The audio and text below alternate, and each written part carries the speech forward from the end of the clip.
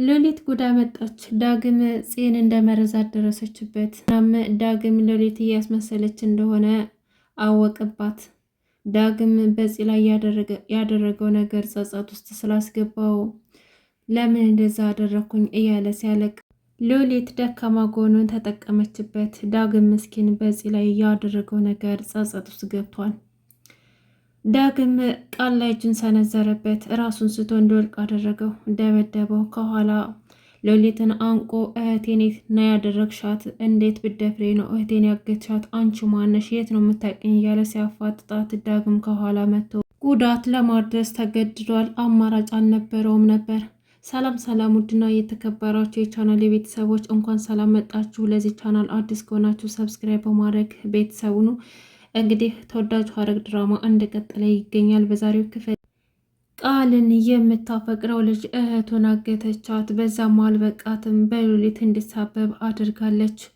በዛሬው ክፍል እንግዲህ የቃል የምታፈቅረው ልጅ ወይም ደግሞ የሀኒ ጓደኛ ከነ ቃል ቤት መታ ሀኒን እስኪ የሆነ ቦታ ልውሰድሽ አብረን እንውጣና እንመለሳለን ብላ ከቤት እንድትወጣ አደረገቻት። በጣም ምስጥና ጨካኝ አረመኔ ልጅ ናት። በፍቅር አሊሳካ ሲላት በክፋት መታለች። እኔ አይደለሁም አንቺን ባልበቀልሽ አንቺን ብለ ጓደኛ እንዴት እንደማልመጥ ነው አሳይሻለሁኝ። ደግሞ አንቺ ነሽ እንዴ እኔን ለወንድሜ አትመጥኝም ያልሽ ብላ በዛ ቂም ስለያዘችባት ልትበቀላት ፈልጋለች። እናም ሀኒን እንዴት ታገት አድርጋ ለማስገደል ወስናለች። ልጅቷ ግን በጣም ነው የምታናድደው። በጣም መጥፎ ልጅ ናት። በጣም ወይ መልኳ ያምር ወይ ጸባይ የላት ወይ መልካም ነገር አታቅ። በቃ ቃልን ስላፈቀረች ብቻ ያለ ውድ በግዱ የእሷ ለማድረግ ትፈልጋለች።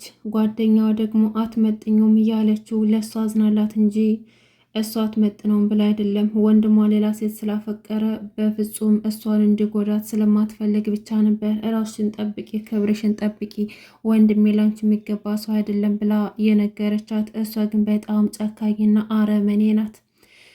ሀኒ እንግዲህ በጣም በወንድሟ ስራ ተናዳለች። ለምን እንደዚህ እንዳደረገ ለምን ኤፍራታን እየተከታተላት እንደሆነ ኤፍዬ ለምን ልጇን እንደገደለ ተገሏል ብለው ሲያሰቃዩት እንደነበር እና ለምን በዚህ ልክ እንድታዝን እንዳደረጓት እያንዳንዱን ነገር በንዴት ወንድሟን ጠየቀችው። ቃልም ኤፍራታን ለመጉዳት ብሎ ሳይሆን አክስቱ ያዘዘችው ልጇን እንዲገልባት ነው። እኔ ባላደርገው ደግሞ ሌላ ሰው ያደርጋል። እድሜ ልክ እሳት ገብታ በእድሜ ልክ በሀዘን ተጨራምታ ከምትቀመጥ የአንድ ሰሞን ሀዘን ይሻላታል ብዬ የዛኔ ልጁ እንዲቃጠል ነበርና የተወሰነው። እኔ ደግሞ ሌላ ልጅ ተቃጠለ አስመስዬ አሳየኋቸው። ልጇ ግን አልተቃጠለም በህይወት አለ ብሎ ነግሯት ነበር። እናም በዛ ምክንያት ምን አይነት ጨካኞች ናችሁ? እንዴት እንድታደርጋላችሁ? እያለች ሀኒ እውነት ለመናገር በጣም ትክክለኛ ሰው ናት። በጣም አስተዋይና የዋህ ልጅ ናት። ነገር ግን ጓደኛ አላገኘችም። ጓደኛው በጣም ጨካኝና አረመኔ ሰው ናት። እናም እንደዛ ሲያሳልፉ የነበሩ ጓደኛ ማቾች ደካማ ጎኗን ተጠቅማ ልትጎዳት ሞክራለች። ዛሬ የሆነ ቦታ ደርሰን እንምጣ በማለት ይዛት ትሄዳለች። የት ነው? ለምንድን ነው የራቀው? በቃ አሁን ማንደርስ ከሆነ ልመለስ ነው እያለ ስታፋጥጣትም እሷም ደግሞ እንደዚህ ደርሰሽ ማትመለሽም ቅርብ ነው፣ በቃ ደርሰናል፣ ከደከመሽ ደግሞ ቁጭ እንበልና እንረፍ ስትላት አይ አላርፍም፣ ትንሽ እንሂድና ካልደረስን ወደ ቤት እመለሳለሁ አለቻት። ከዛም በኋላ ዞር ትልና ለሚያግታ ሰው ትደውልና እንዲይዟትና ለወንድሟ ደውለው እንዲነግሩት ነገረችው። እናም በታዘዙት ትዕዛዝ መሰረት ሀኒን ያዟት። ነገር ግን ለራሷ የሰራችው ወንጀል እንዳይታወቅባት ሎሊት እንደሆነች የያዘቻት እና መኪና ውስጥ አንዲት እብዳለች ብለው ነገሩት ለወንድምየው። ምክንያቱም ከዚህ በፊት ወንድምሽን አውቃለሁ ስላለቻት ለሀኒ ሎሊት እሷ እንድትመስል አድርገው ይነግሩታል። ቃልም እንግዲህ በጣም ይናደዳል። እንዴት ብደፍረኝ ነው እህቴን ያገተቻት? እሷ ማን ስለሆነች ነው ብሎ ቀጥታ ወደ እነ ናታን ቤት ሄድና በር ያንኳኳል። ከዛም በኋላ ሎሊት ከው እያለች መታ በሩን ስትከፍት ቃል ነበርና አሩጥ አንገቷን ያዛት። እህቴን የት ነው ያደረግሻት? ለምንድን ነው እህቴን ያገትሻት? አንቺ ማነሽ? የት ነው የምታውቂኝ? እኔ ማን ስለሆንሽ ነው አንቺ አውቀዋለሁ ብለሽ ለእህቴ የነገርሻት? ከዚህ በፊት አስፈራርተሻት ነበር። የት ነው ያረግሻት እህቴ ንገሪኝ እያለ አንገቷን ይዞ ሲያስጨዋት ነበረ። ልቀቀኝ እባክህን፣ የማውቀው ነገር የለም። እህትህን በእርግጥ አውቃታለሁ፣ ግን እኔ አልያዝኳትም፣ እኔ አላገጥኳትም። ያምሃል እንዴ ብላ ወደ ቤት ትገባለች። እሱም ተከትሏት ሄድና ሳሎን ላይ አንቆ ይዛታል። ከዛም በኋላ እንግዲህ ተናንቀው ሲጨቃጨቁ ዳጊ ለሎሌት ፂን እንደመረዛት ነግሯት ነበረ እና ይህን ነገር ለማንም እንዳትናገር ብለው በጸጸት ውስጥ ሆኖ እያለቀሰ ነበር ቤት ውስጥና ሎሌትና ቃል ሲጨቃጨቁ ከደረጃው ላይ ሲወርድ እየሰማቸው ነበረ። እናም ሎሌትን ይዟት ጉዳት ሊያደርስባት ስለሆነ ዳግም መጥቶ ከኋላ ጭንቅላቱን ይመታዋል። እናም ራሱን ስትወድቃል ቃል ከዛም በኋላ ሎሌትም አሁን ከዚህ ውጣ ሂድ፣ እኔ እመጣለሁ፣ እስከሚነሳ ድረስ እጠብቀዋለሁኝ፣ ከዛም በኋላ እመጣለሁ፣ ሂድ በቃ ብለው ወደ ላይ እንዲወጣ ታደርገዋለች።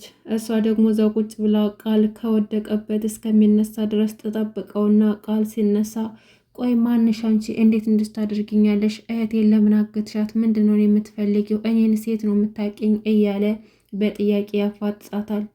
ሎሌትም ስሟ ሎሌት እንደምትባልና ሁሉም ነገር እንደምታውቅ ነገረችው። ምንድን ነው ስለ እኔ የምታውቂው ብሎ ሲጠይቃት የእፍዬንም ልጅ እንዳልሞተና የሞት አስመስለህ ማደጎ ቤት እንዳስገባኸው አውቃለሁ፣ ብዙ ነገር አውቃለሁ። እናም አንተ የዛ ሴትዮ የወንድሟ ልጅ እንደሆንክ አውቃለሁ። ስለዚህ ሁለ ነገርህን አውቃለሁ፣ የሀብታም ልጅም እንደሆንክ አውቃለሁኝ እና ግን እህትህን አላገትኳትም ብላ ስትነግረው እንዴት በዚህ ልክ ስለሱ ስራ አወቀች ብሎ በጣም ተደናገጠና አንቺ ቆይ በዚህ ልክ እንዴት እኔን ልታውቂኝ ቻልሽ? ምንድን ነው ስራሽ? ቆይ እኔ መከታተል ነው እንደ ስራሽ ብሎ ጮኸባት። ሎሌትም እሷ የማታውቀው ነገር እንደሌለና ምንም ነገር ተፈጥሮ ከእኔ አያመልጥም ከሎሌት አያመልጥም ብላ ነገረችው። ከዛም በኋላ ይሄ ሲወራ ዳግም ተደብቆ እያዳመጣቸው ነበር። ምን ጭራሽ የእህቴ ልጅ አልሞተም? የእህቴ ልጅ አልሞተም እንዴ? የት ነው ያረጋችሁት? እያለ በድንጋጤ ጮኸ። ዳግም የእህቱ ልጅ አለመሞቱን ሲሰማ በጣም ደነገጠ እና ለምንም እንደደበቁ አልገባውም። አሁን እዚህ ጋር ስህተት የሰራው ዳግም ፂን እንደመረዛት ለሉሌት መናገር አልነበረበትም። መናገርም ካለበት ለእናቱና ለናታን ነበረ። ምክንያቱም ሉሌት አሁን ላይ እነሱ እንዳውቁም አትፈልግም።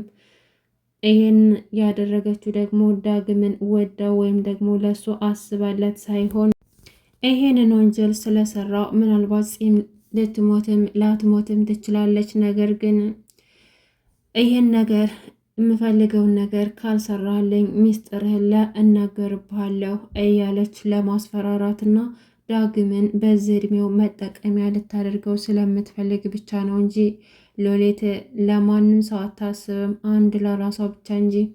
እናም ዳግምም ደግሞ ትልቅ ጸጸት ውስጥ ስለሆነ ትልቅ ጥፋት አጥፍቷል። ለሉሊት በፍጹም መናገር አልነበረበትም። መናገርም ካለበት ለቤተሰቦቹ፣ ለእህቱ፣ ለናታን መናገር ነበረበት። እሱ ግን ሲያያት ደግሞ እብድ መስለው ነበር። በኋላ ግን እንዳላበደችም ነቅቶባታል። ግን ደግሞ አንድ አምልጦታል። አንተ ጅል፣ ይህን ስለተናገርክ መጸጸት አለብህ። ለሌላ ሰው ለማንም ሰው ትንፍሽ እንዳትል፣ ለእኔ ራሱ በመናገር መጸጸት ይኖርብሃል እያለችም ነገረችው። ያ ማለት ዝም እንዲል ያደረገችው ሲታወቃት ነው። ሁሌም የሷ ታዛዥ ሆኖ እንዲኖርላት ነው የምትፈልገው። ያፌትስ የት ገባ? ያፌት ኤፍራታን ምን አደረጋት? ምን እያደረጋት ነው? ናታንስ የት ነው ያለው? ፄስ እምን ላይ ደረሰች? በህይወት ትኖራለች ወይስ ደግሞ ምናልባት ዳግም የሰጣት መድኃኒት ሊጎዳት ይችላል፣ ወይም ደግሞ እስከ ሞትም ሊያደርሳት ይችላል። እስካሁን ግልጽ የሆነ የለም። ያችስ ልጅ ሀኒን የእውነት ልታስገድላት ነው ወይስ ደግሞ ልታስፈራራት ነው? ቃልስ የማይደርስባት ይመስላችኋል? ደግሞ እኮ ምንም እንዳላደረገ ሰው ወደ ቤት ተመልሳለች። ምን ልትሆን ነው? መጨረሻዋ ምንድን ነው? እሱ አይፈልጋትም። እሷ ግን በግዴታም ቢሆን ልጁን አስገድዳ የራሷ ማድረግ ትፈልጋለች። እዚህ ጋር ከሱ ጋር ሊያረጋት የሚችለው ፍቅር እንጂ በማስገደድ የራሳችን ልናረግ በፍጹም አንችልም። እሷ ግን ጉልበቷን ተጠቅማ እየሞከረች ነው። እንደዛውም ሆኖ ግን አይሳካላትም። ቃል እህቱን ካለችበት ሊያድናት ይችላል። እሷ ግን መጨረሻዋ ምንድን ነው የሚሆነው? ውድ ቤተሰቦች ለዛሬ ያስኩላችሁ ሐረግ ድራማ ይሄን ይመስል ነበር። እስካሁን አብራችሁ ስለቆያችሁ ከልብ አመሰግናለሁ። ቻናሉን ሰብስክራይብ ማድረጋችሁን አትርሱ። መልካም ጊዜ ተመኘውላችሁ።